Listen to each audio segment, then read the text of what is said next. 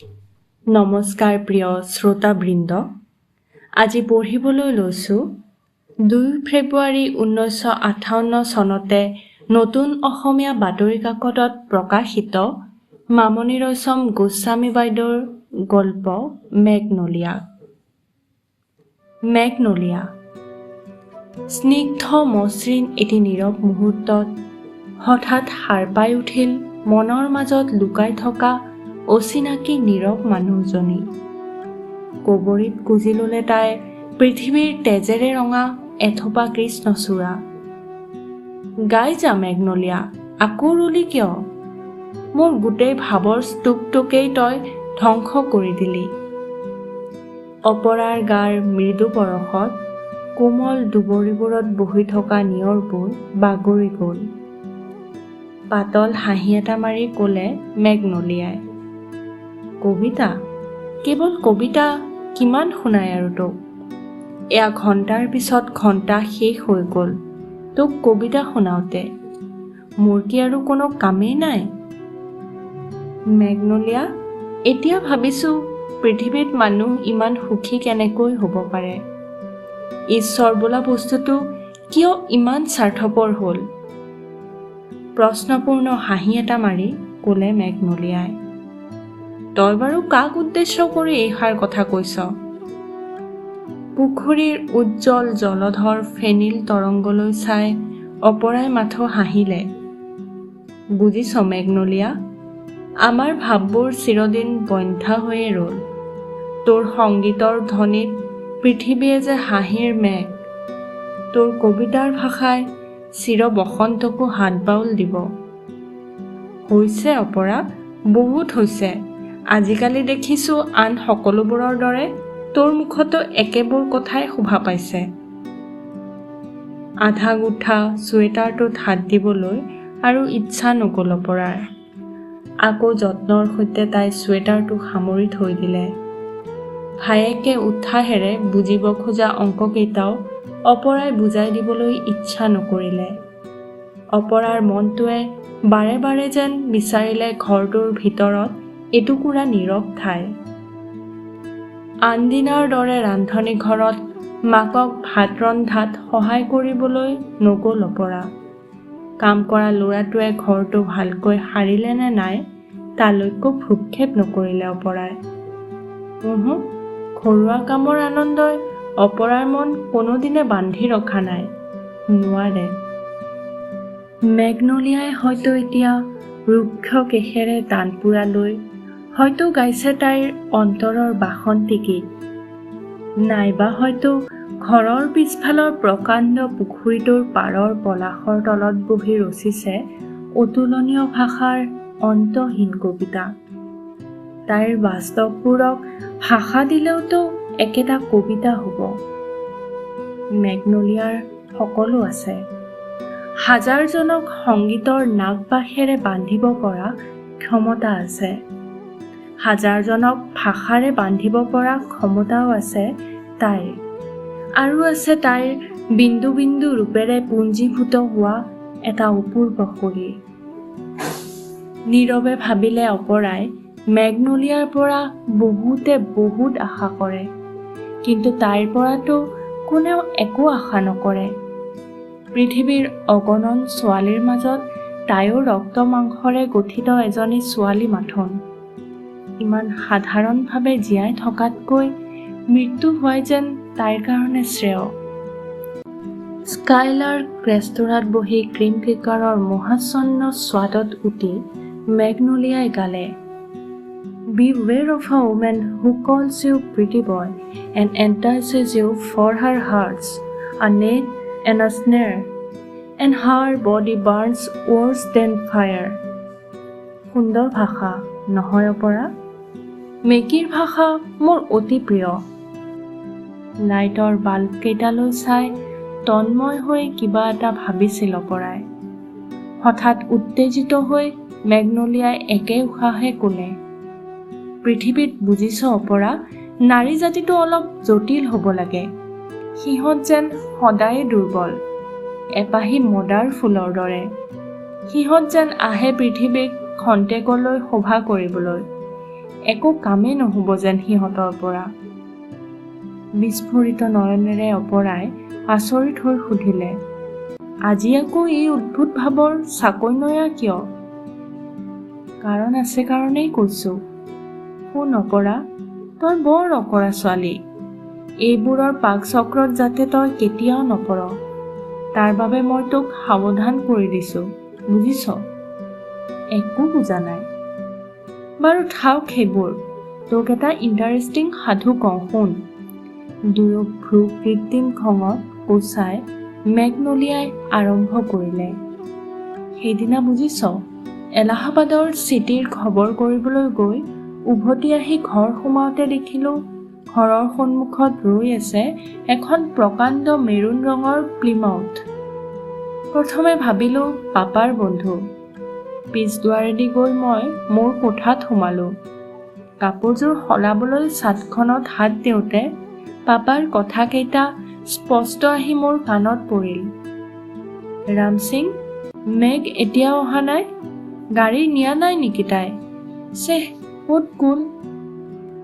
বুজিছ অপৰা, পাপাই কোনোদিনে মোৰ খবৰ এইদৰে লোৱা মোৰ মনত নপৰে। পাপাই জানে সদায় মই এই নিৰ্দিষ্ট সময়খিনিতে উভতি আহোঁ। একেজাপে চাদৰৰ আঁচলটো কঁকালত খুচি ওলাই গ'লোঁ ড্ৰয়িং ৰুমলৈ। হঠাৎ মোক দেখি দুয়ো অস্বাভাৱিক ৰূপে নীৰৱ হৈ গ'ল। এই আহুকলীয়া সমস্যা ভংগ কৰি পাপাই ক'লে, মেঘ, তোক বিচাৰি অপৰাৰ তালৈ মই গাড়ী পঠিয়াম বুলিয়ে ভাবিছিলোঁ। এখেতে আহিছে যোৰহাটৰ পৰা, পুলিচ অফিচাৰ। অলপতে স্কটলেণ্ড য়াৰ্ডত ট্ৰেইনিং ল'বলৈ যাব। তোৰ লগত চিনাকি হ'বলৈ আহিছে। একে উশাহে পাপাই কথাখিনি শেষ কৰিলে। চোফাত বহি একাগ্ৰ দৃষ্টিৰে চাই থকা মানুহজনলৈ তেতিয়াহে মোৰ দৃষ্টি গ'ল। দুয়ো হাত জোৰকৈ হাঁহি এটা মাৰি দেৰি হোৱা কাৰণে মই তেখেতৰ ওচৰত ক্ষমা বিচাৰিলোঁ। ৰাম সিঙে ইতিমধ্যে চাহৰ ট্ৰেখন আনি মোৰ হাতত দিলে। টি পয়খনত চাহ জলপান সজাই সজাই মই তেওঁৰ লগত দুই এটা কথা পাতিবলৈ আৰম্ভ কৰি দিলোঁ। অপৰা, এনেকৈ মই বহুত মানুহৰ লগত চিনাকি হওঁ। সৰু লোককো মই সমানেই ব্যৱহাৰ কৰোঁ। কিন্তু পাপাৰ ব্যৱহাৰ, অফিচাৰৰ ব্যৱহাৰ, এই সকলোবোৰে মোক চিন্তিত কৰি তুলিলে। পিছদিনা মানুহজন আকৌ আহিল।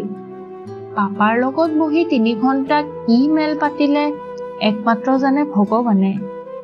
ইয়াৰ পিছত মোৰ ডাক পৰিল। ৰবীন্দ্ৰ সংগীত গালোঁ, ভজন গালোঁ, স্বৰচিত কবিতা আবৃত্তি কৰি শুনালোঁ আৰু পাতিলোঁ অজস্ৰ অগণন কথা। জান অপৰা, মোৰ গুণত তেওঁ পঞ্চমুখ হৈ পৰিল। মেঘ, তোৰ গুণ অকল তেওঁৱে গাবনে? সকলোৱে গাব, সকলোৱে গাব। সেইষাৰ কথা ক'ব লাগিছেনে? কথা শুন অপৰা, তোৰ বলিয়ালি থ, কথাৰে তোক অবাক কৰি দিম, শুন। দুপৰীয়া ভাত খাই উঠিছোঁ। ৰেডিঅ'টোৰ ওচৰত বহিছোঁহে। ক'ৰবাৰ পৰা আকৌ আহিল শৈবাল কুমাৰ। গাড়ীৰ ষ্টিয়াৰিঙত ধৰি শৈবাল চাই পঠিয়ালে নাচি থকা পৰ্দাখনৰ ফাকেৰে কোঠাটোৰ ভিতৰলৈ। একেৰাহে দৃষ্টি নিবদ্ধ ৰাখি ময়ো ওলাই গ'লোঁ বাহিৰলৈ। লাহে লাহে শৈবাল নামি আহিল গাড়ীৰ পৰা।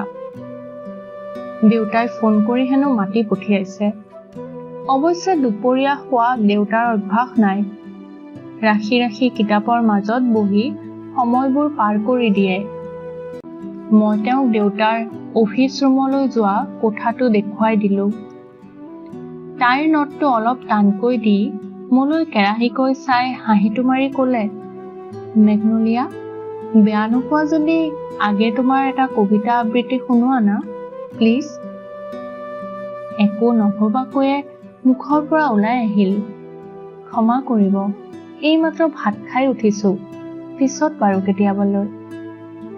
বাৰু, গধূলি মই আহিম, শুনাবা ঠিক? মুখটো লাহেকৈ লৰাই ময়ো হেতা হাঁহি এটা মাৰিলোঁ।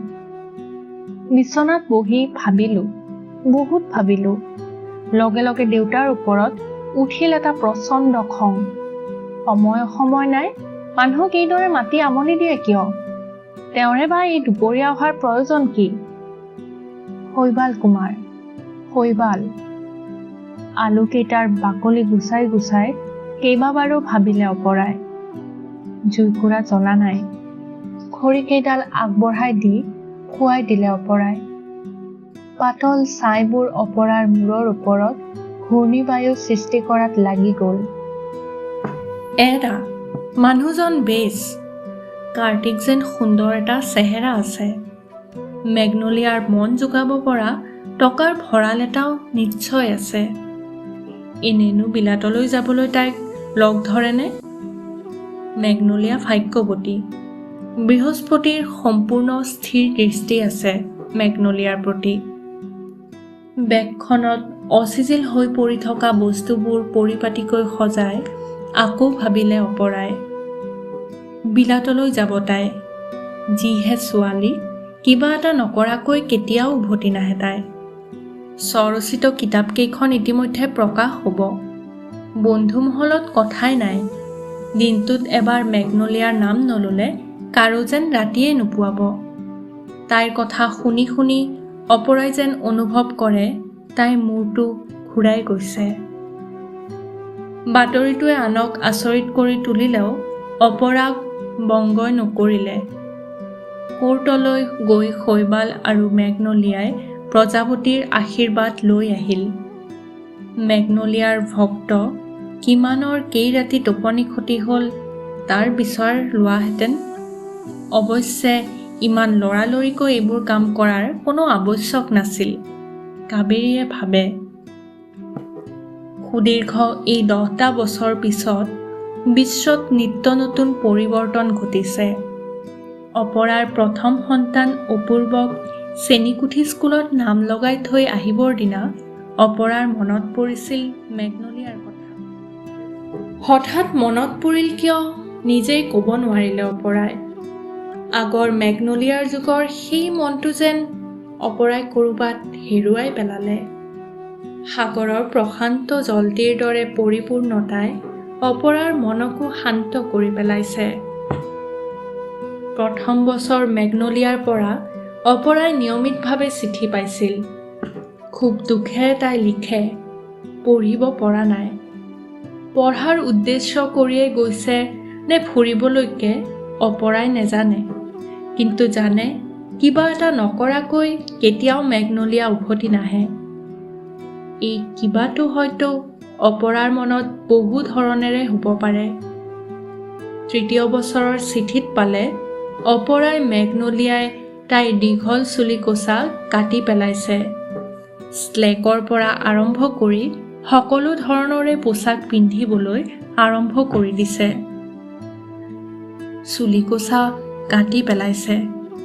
খবৰটো প্ৰথমে অস্বাভাৱিক যেন লাগিছিল।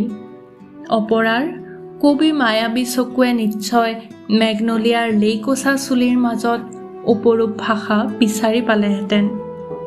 শিথিল খোপাত চন্দ্ৰমল্লিকা এপাহি গুজি লোৱাহেঁতেন হয়তো বোব কৰা চুলি কোছাতকে বেছি ধুনীয়া লাগিলহেঁতেন। যিয়েই নহওক, এই অস্বাভাৱিক পৰিৱৰ্তনৰ প্ৰচণ্ড চাইক্লনে এইবাৰ নিশ্চয় মেগনলিয়াৰ অগাধ পাণ্ডিত্যৰ মগজটো ধ্বংস কৰি পেলাব। তাইৰ ভিতৰৰ মানুহজনীৰ বিশাল প্ৰতিভা পৃথিৱীত আৰু কোনোদিনে প্ৰকাশ নহ'ব। স্বস্তিৰ নিশ্বাস এটা অপৰাৰ বুকুৰ পৰা অজানিতভাৱে ওলাই আহিল। ইয়াৰ পাছৰ কেইবছৰ মেগনলিয়াৰ আৰু কোনো খবৰ নাই। ৰান্ধনী ল'ৰাটোক নতুন ধৰণে নাৰিকলৰ আঞ্জাখন ৰান্ধিবলৈ শিকাই অপৰাই স্বামী চন্দনৰ আধা গোঠা চুৱেটাৰটো গুঠিবলৈ সৰু বেগটো উলিয়াই ল'লে।